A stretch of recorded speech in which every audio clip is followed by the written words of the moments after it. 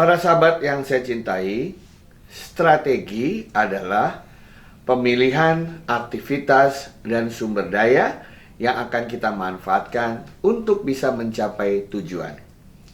Dengan kata lain, strategi pembelajaran adalah bagaimana kita memilih aktivitas apa yang harus kita lakukan, urutan-urutannya, sumber daya apa yang akan kita pergunakan, agar pada akhirnya nanti tujuan pembelajaran yang telah kita tetapkan bisa terlaksana. Tentu saja dalam membuat strategi ini ada banyak sekali yang harus dipertimbangkan. Misalnya adalah kita harus mempertimbangkan karakteristik dari peserta didik. Karakteristik tidak saja berkaitan dengan siapa mereka, usianya, demografinya, tetapi dalam konteks blended dan hybrid learning atau dalam konteks ekosistem pembelajaran sekarang yang sifatnya campuran, kita harus tahu juga di mana mereka tinggal. Ya, apakah ada keterbatasan-keterbatasan terkait dengan tempat mereka tinggal? Misalnya, apakah lokasi mereka tinggal itu sudah dilalui dengan jaringan internet? Seandainya sudah dilalui, apakah memiliki kinerja yang baik? Apakah ada listrik di sana sehingga tidak terjadi listrik kadang mati, padam sehingga mengganggu proses pembelajaran. Kita juga perlu memperhatikan hal-hal lain seperti apakah gadget yang mereka pergunakan untuk belajar jarak jauh misalnya atau belajar secara daring bisa beradaptasi dengan yang dimiliki oleh sang guru atau pendidik. Jangan-jangan ada yang memiliki gawai yang sudah ketinggalan zaman misalnya. Ya, kita harus tahu situasi seperti itu. Bahkan dalam beberapa kejadian terlihat bahwa satu gawai dalam satu keluarga dipergunakan oleh banyak orang. Di sekolah pun kita harus memperhitungkan misalnya jumlah murid yang begitu banyak dengan keterbatasan bandwidth, kecepatan dari internet.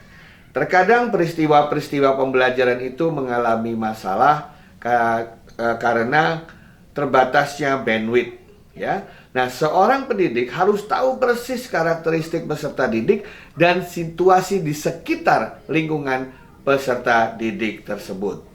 Jadi dengan kata lain, dalam mengatur strategi, mereka harus tahu lingkungan di sekitarnya. Hal lain yang perlu mereka ketahui adalah juga misalnya dalam komunikasi, apakah komunikasi secara tatap muka maupun komunikasi jarak jauh, pasti ada yang namanya noise. Ya, noise itu adalah berbagai hal yang bisa mengganggu terjadinya komunikasi antara beberapa pihak. Nah, di sini juga harus bisa dipetakan oleh Pak pendidik tersebut. Ya, hal lain yang juga sering terjadi adalah misalnya dalam situasi dalam kelas, ya, bukan dalam daring, saya bicara dalam kelas misalnya. Di dalam kelas misalnya dilakukan blended learning, di mana sang guru ingin menjelaskan mengenai suatu fenomena melalui kanal YouTube.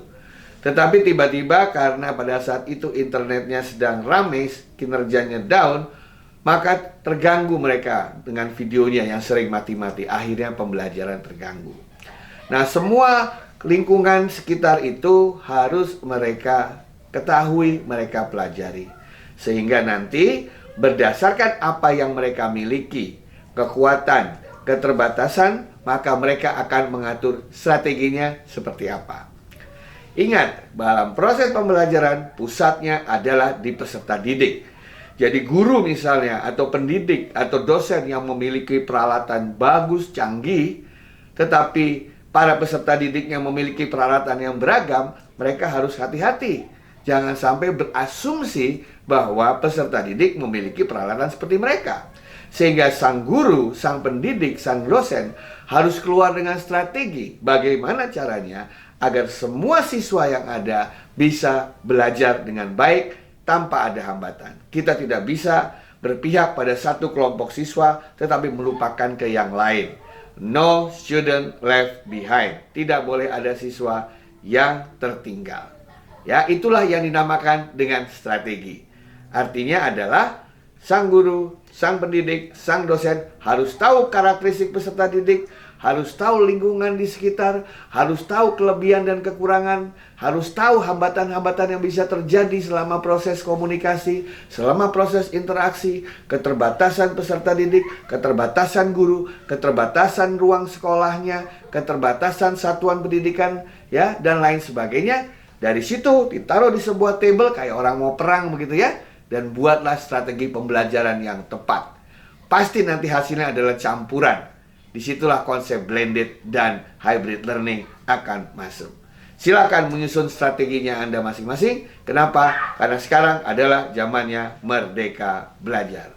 Terima kasih.